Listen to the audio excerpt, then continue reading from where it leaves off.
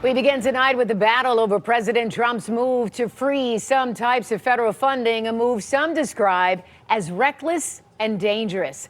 Welcome to 7 News Detroit at 11. I'm Carolyn Clifford. And I'm Mike Duffy. Thank you for joining us.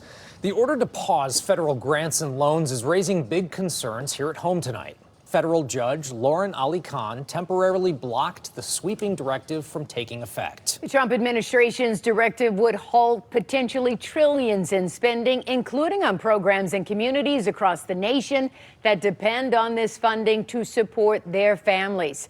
People worried about the potential impact are sharing their fears tonight with 7 News Detroit reporter Ruta Olsonida.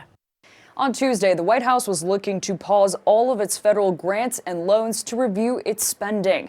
But a judge temporarily blocked the move just minutes before it was set to go into effect.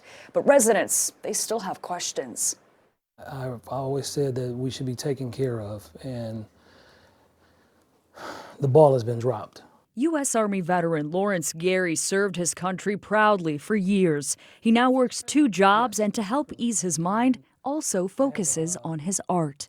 I have a texture in all of my pieces, even if it's subtle. He seeks out federally funded art programs designated for veterans. But he says on Tuesday he was much more worried about the critical federally funded services that provide things like health care and shelter to his former colleagues and friends.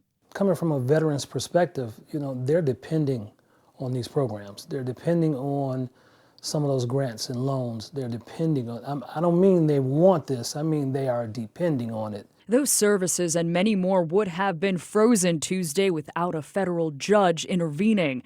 If the freeze would have been implemented, education research would have been affected as well, like that conducted at the University of Michigan and Michigan State.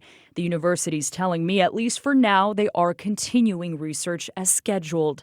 Meanwhile, Attorney General Dana Nessel joining 22 other states in suing to stop the implementation of withholding the trillions of dollars, saying in a statement, quote, "While we are continuing to seek clarity on the totality of what is impacted, we know that if a full freeze goes into effect, Michigan families will suffer, children will go hungry, communities will lose safety protections, and schools will struggle." School lunches, Head Start programs, all of those and many more are deeply impacted by this information that we received today.